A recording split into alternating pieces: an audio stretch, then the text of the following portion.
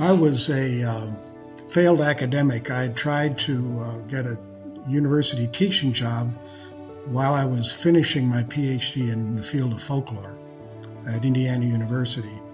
And nothing was happening, but I heard about a job directing the library at the Country Music Hall of Fame in Nashville. And out of curiosity and desperation, I applied for the job and got it. And it turned out that the organization was looking for a new leader, not just someone to run the library. And within a few months, I became the director of the Country Music Foundation. So my career became a kind of, I guess, a metaphor for the way the nonprofit arts grew from the late 60s on, because I was running a cultural nonprofit, a museum and research library, but one that dealt with popular culture and folk culture. So I was a little bit different, but off to the side. But I hooked up with the NEA fairly early because Bess Hawes, Alan Japour, and to an extent Nancy Hanks were building a folk arts program at the Arts Endowment. And there weren't that many folklorists out working in the kind of nonprofit arena that the NEA served. I was one of them. And so I was brought in and very quickly became chairman of the folk arts panel. And from that point on until 1996 or 97, I was on one kind of endowment panel or another. I was in folk arts, challenge grants, advancement, various kinds of programs. So I had the opportunity as a kind of sidebar to my work at the Country Music Foundation to do a lot of work with the Arts Endowment. And then I went on. Then I became NEH. And I was, another sidebar activity was to be the volunteer head of the Recording Academy, the organization that does the Grammy Awards. And I was national president in the early 1980s, and then I was brought back as chairman of the board when they renamed the position between 1989 and 91. And I became, through that connection, a writer on the Grammys and got involved with various TV productions and so on. So I had a nice opportunity to work in the nonprofit realm through the Country Music Foundation, albeit a nonprofit that was dealing with popular culture. And I also had a chance to actually have a hands-on role in live television production through the Grammys. Well, the NEA, there's almost a kind of Gordian knot in the early 1960s that's made up of the various influences that I think shaped, that maybe in a sense formed the DNA of the endowment. There was a very strong strand of urban modernism and sophistication, came straight in through the Rockefeller family, Rockefeller's role in New York State government, his interest in modern art, his relationship with Nancy Hanks, and his connection with the Museum of Modern Art, the Metropolitan Museum, and so on. So that's one piece of what was going on. I think there was another piece that came in through foundations like the Ford Foundation that had begun to make investments in the late 1950s in things like theater and symphony orchestras and so on, improving that part of the cultural landscape. And then I think it sort of came together in the early days of the Kennedy White House, when a New York-based kind of public intellectual named August Heckscher delivered a report to the White House about how the federal government might connect with culture. And then all of that kind of combined around Kennedy's interest in Cold War competition with the Soviet Union, so that you had a kind of sense, we're going to build up the nonprofit fine arts because it will enhance America's standing in the world. It connected with the artistic ambitions of people like Nelson Rockefeller, and fitted with not only a sense of culture, but a sense of urban development, urban renewal. There was plenty of construction of performing arts centers around the world, around the country, and all of those things kind of combined. And so the NEA is born out of those threads, those strands. It was distinctly different than the earlier experiment with the National Program in Cultural Funding, which was a WPA during the New Deal that was created around 1934 and sort of faded in 1943 or 4. It was much more broad-based, much more oriented toward what you might call grassroots culture. And while it touched on some very experimental fine arts initiatives in theater and in music, it had a different character. And of course, it was somewhat tainted by its association with left-wing politics. And so when something new emerged in the early 1960s, there was, I think, some interest in doing something totally different. And the NEA was it, and I think has its own distinct character. Now, those were the strands that I think were present at the beginning. If you look at the history of the agency, and this is stuff I hadn't thought about when I was chairman, but the NEA is really the hub of the explosive growth of the cultural nonprofit sector in the U.S. over the period of its existence and its funding. It wasn't always able to pay the bills. The sector grew, and the NEA's budget pretty much stayed the same, and even went down at times. But the relationships that the agency forged with state arts agencies, directly with nonprofits all over the country, made it a kind of center around which all this growth could evolve. And it's hard, and Andrew knows this better than I do, but I'm sorry, I shouldn't reference you. I should pretend you're not here.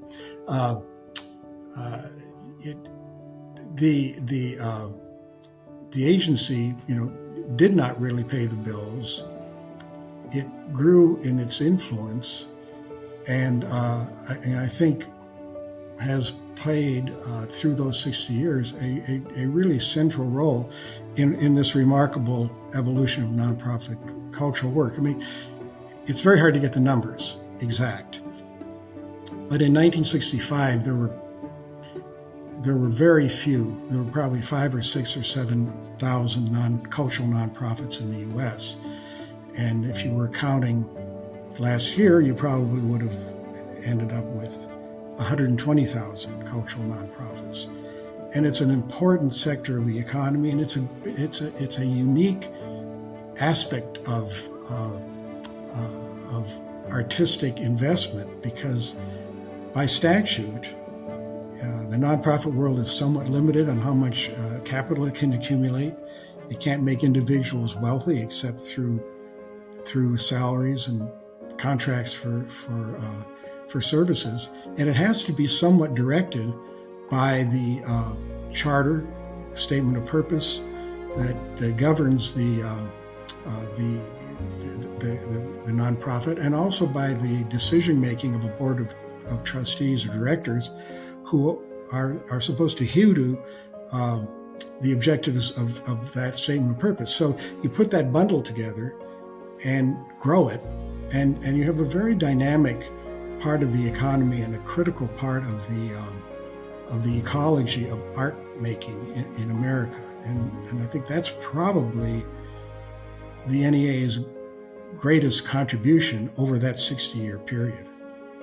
Well, it was interesting to become chairman. I mean, first of all, look at the NEA in 1998. It had undergone attacks from some members of Congress and outside forces. It had had its staff reduced, a reduction in force. The budget was cut. Jane did not desire another term, so she left.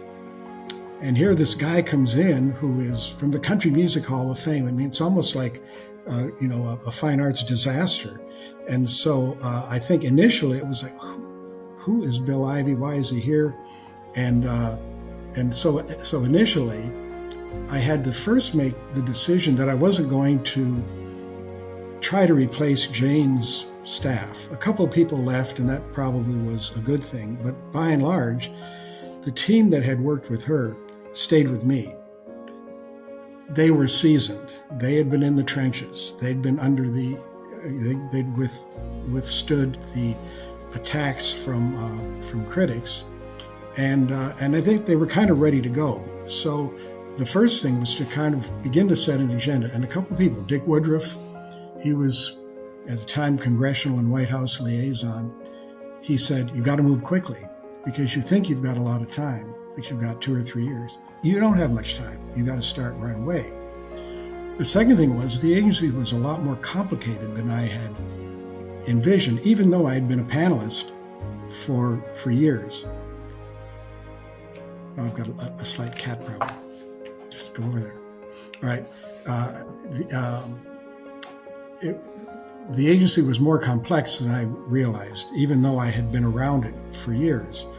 And so all of a sudden I was learning that the NEA was involved in advancing the interests of artists with disabilities, that it was conducting something called the Mayor's Institute of Design that would bring mayors in for an intensive weekend-long session looking at a design problem in their city. And the endowment would bring in different experts to help with this. And of course, I was aware of the Jazz Masters program and certainly of the Heritage Fellowships in the folk arts. But in general, what I found and what I learned was that there was a lot more going on. It wasn't just about getting a block of money and figuring out how to give it away. And the endowment also was so connected with individual spots around the country. There just aren't that many federal agencies that don't have to go through an intermediary to support a project or support an idea. And here the NEA was all over the country with direct grants. And even though we whined about the 40% that was delegated to state agencies, that was also a great benefit in extending the endowment's reach, because you had partnerships with all of these other art-invested government activities, around the U.S. And so my main takeaway is that this is not that big an agency. What it does is really a big deal because it's able to make a big difference with limited resources. And it's got a great staff. And I think that was partly because people had been through these tough times together, and partly because the arts are attractive as a line of work, and there were a lot of people up and down the line, career staff, who were passionate about one aspect of the arts or another. And it's also, I think, small agencies are attractive. If you're in the Department of Defense in a cubicle looking at a computer screen or something, it's not as interesting as coming in and dropping in on a panel meeting and see famous authors from around the country trying to decide where some money should go. And so all of those things somewhat surprised me. And I think, if you're going to go into government work and you come in as the head of an agency, you've got to come in with a lot of humility, because you've got to know that you don't know what's going on, and that you're going to have to depend on your career staff and seasoned political appointees who might be around you to get any damn thing done. And in that sense, having run a nonprofit for 20 plus years, it was a good background, because you're also in a nonprofit setting constantly trying to get people to help you accomplish what you want to get done. And I think that was a useful experience to bring to government. And, not to be at all political, but when I look at Doge and MAGA and what's happening with our government today, that lack of what I would call appropriate humility at the top seems pretty apparent. And I think it's making it hard for them to get things done in a lot of ways. Well, there were some things that happened that were helpful. One was that the agency's small research operation had figured out a way to efficiently attach grants that the endowment had made to individual congressional districts around the country. So for the first time, I think, in the history of the agency, when I met with a member of Congress, I was able to come in, big folder, here's what we did in your district. And that's very effective. I think that even small grants, when it's targeted to something like the district of a member of the House of Representatives, it's not that many people. It's not that big a space, and I think you can have a big impression. And then they're making a few alliances, key alliances on the Hill.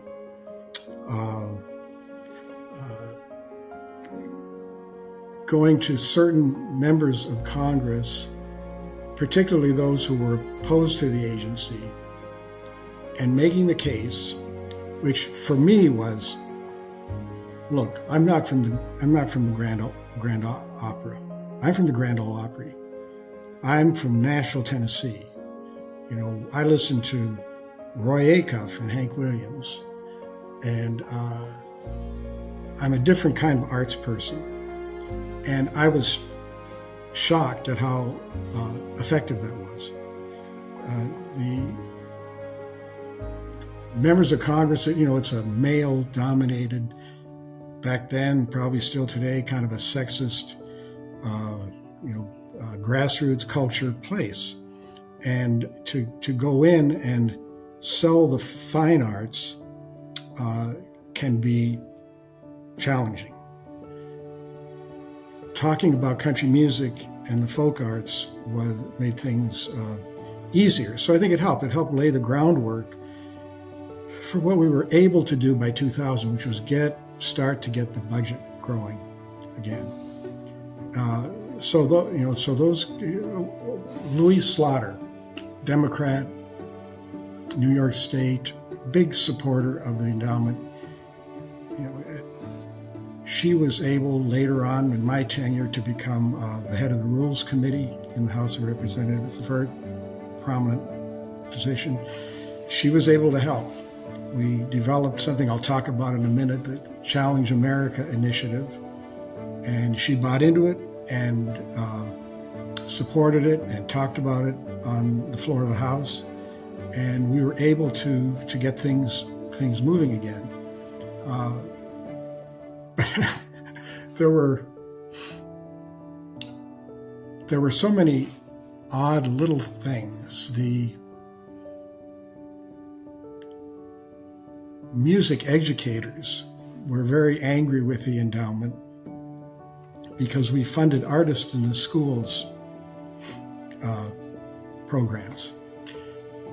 And for the advocacy group that represented music educators, MENC, the Music Educators National Conference, we were taking away jobs from professionally trained music teachers. And so they were constantly badgering me to get rid of any kind of Artists in Schools program. And of course, on the other side of that ledger, if you go out to a community, an Artists in the Schools program is very attractive. And it's a benefit. And so you were caught between a lobbying group representing a certain category of artists, professional music teachers, and communities, members of Congress and others, who welcomed investment in bringing artists into schools.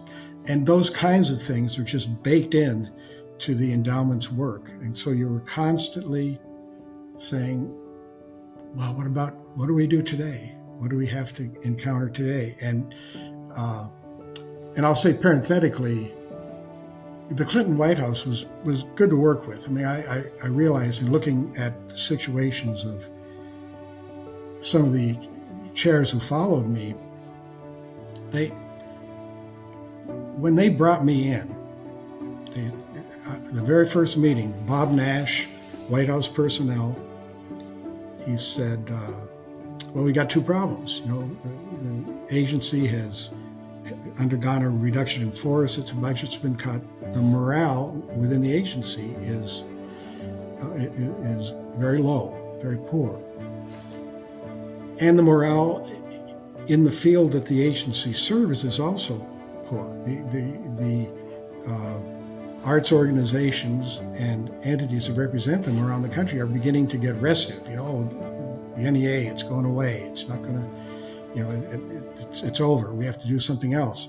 So your job is to go in and work on those two problems. Well, I realize if you're talking to the head of White House personnel, and they even know the key problems facing a small agency like the Arts Endowment, you're lucky, because a lot of times you don't get that kind of attention from the White House. And then the other thing that happened was, once I was installed and I was working with John Podesta, who was Bill Clinton's chief of staff, John said, okay, just go and do the job. If you have a problem on the horizon, call me and let me know. Otherwise, we don't really want to hear from you. Just go out and do it. That also, I realize in retrospect, it was a very unusual thing to do. They were not going to interfere with my work as chairman or programs that we developed, and that was a luxury. And it may have been because Clinton had been a governor. They knew how to manage, and that was a huge help. But on the other hand, there are many, talked about things that are baked into the endowment, that are in the DNA. But there are some things that were put in place structurally that over the years have been problematic. One of them is that the damn NEA is connected with the White House through the First Lady's office. It's not connected through, the Domestic Policy Council. It's connected through the social office. And I think that goes back to the Kennedy years, Jacqueline Kennedy's prominence for that short period of time before John Kennedy lost his life, when she was really taking a leading role. But that kind of gave you the feeling that, okay, it's the arts, it's charming, it's not too much money, it can be cute, sometimes it can be a little troubling, but it's not a big, meaty public policy issue or subject or arena that we really need to dig into. And I think that was always sort of a built-in frustration. So for all of the good things that the Clinton team handed me, there was that persistent feeling that you couldn't ever quite get the main actors in the White House to really take you seriously. And even though, Jane suffered all these attacks, the NEA was one of the most discussed and most prominent features of the federal government, and we were constantly playing defense, with these hostile, with these attacks, and yet it was very hard to get the White House to say, okay, this is something as important as defense. We have to think about it as not just a do the right thing issue, but a career issue. And so there were some baked in frustrations. I moved back to Washington to work in the Obama transition and to work on cultural matters. And one of the main things that I set out to do was to begin to change that relationship. So Melody Barnes, who had been Senator Kennedy's, Ted Kennedy's general counsel, she was in the transition, and she was tapped to become the head of the Domestic Policy Council once the new administration was in place. And I just started working on her, meeting after meeting. Melody, you got to put the heads of the 3 cultural agencies on the Domestic Policy Council. You got to do that. And finally, she agreed. And it happened, but I think for a variety of reasons, it never quite accomplished what I had hoped. I had hoped that we would begin to move the NEA's connection with mainstream public policy out of that kind of squishy social office and into the place where real men made real policy, even if the men were women. And it just didn't happen. But it goes back to the kind of interesting ambivalence that mainstream leadership has always had with culture in the U.S. setting. It's always been easy in Europe and these emerging, former colonies. It's nationalism, it's national pride, it's a connection with an ancient past. Oh yes, this is our culture. It's a source of loyalty, and the U.S. never quite had that sense of a monoculture the way the French, kind of imagine their culture. And so it's always been a little bit, we're on the outside kind of looking in. Yeah, the arts are cute. They can be nice, they can be charming. Yeah, it's an enhancement.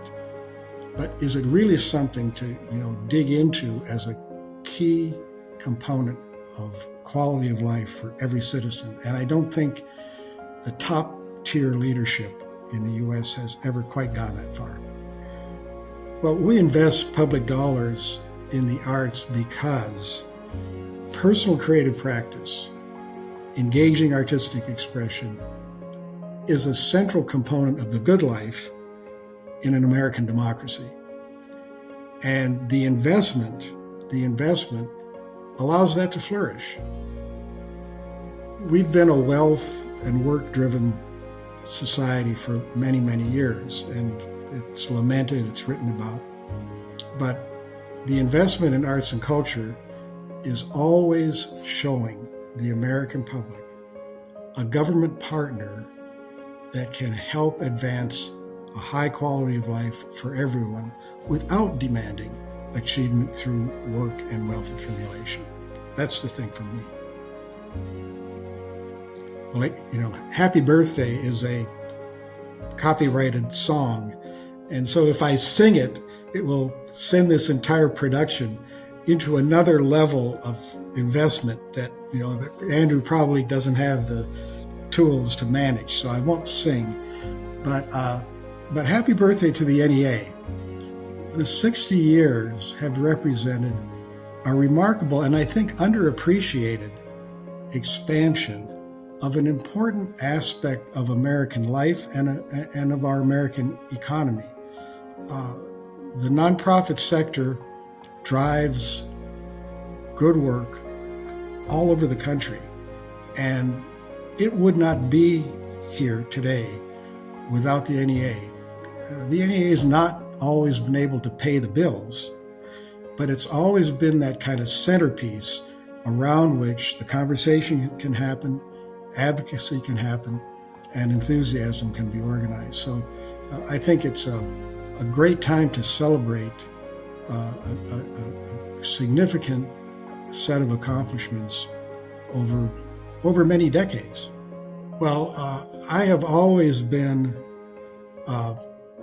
while I've always been enthusiastic about the nonprofit sector and its accomplishments, I have lamented the absence of a comprehensive federal cultural policy that would not only work with the nonprofit sector, but also with things like copyright and media ownership and a whole range of issues that affect the vibrancy of the art scene in the U.S.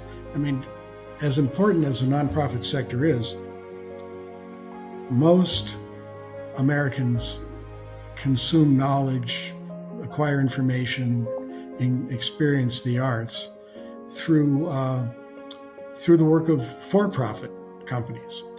And so it always would make me cringe a bit when Taylor Swift fans can't get tickets because Live Nation has a certain set of policies that make that difficult or too expensive. And to me, just as funding for nonprofits is important, how the for-profit corporate structure deals with audiences, artists, and artistic legacy, that's also very, very important. And so I would like to see us find a way to expand the energy of federal government into more aspects of the cultural scene. It's interesting. I was watching the news this morning, and Robert Redford died, and Redford was a great advocate for the Arts Endowment, and at times would just kind of swing in front of a congressional committee or an individual face-to-face meetings. He'd make the case when there was a problem with NEA funding. But he also represented that odd dichotomy in which here's a guy whose real work was in the commercial world. He created a nonprofit, Sundance, that in a sense bridged those worlds. But yet it is nearly unique. Perhaps it's not unique, but nearly unique.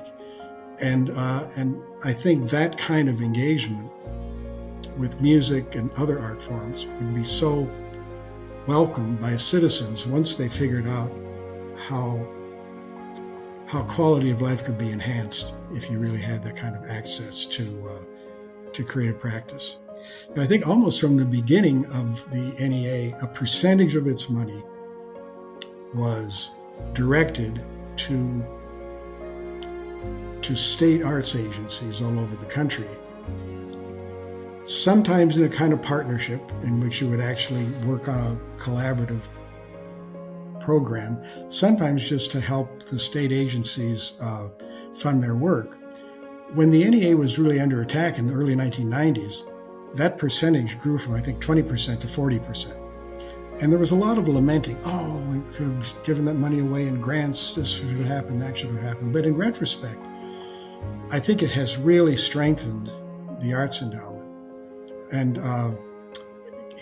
cemented that connection, external connection, so that you have individual grants going out to communities and organizations, and you also have a chunk of money, federal money, that goes right into a state arts agency. So it passes through. The NEA doesn't get to decide what happens with the money, but it becomes a bridge linking these different levels of investment in arts and culture. And I'll say, you didn't ask me this, but I'm going to say, I did not think this when I was chairman, but I've been thinking about the arts and culture and writing some more about it. I really think that the NEA's greatest strength over the years has been its independence. Grants are made by the chairman. They're not made by the National Council. The NEA has been very, very insulated from earmarking. I mean, every member of Congress would like to say, I know exactly where this chunk of federal money should go in my district.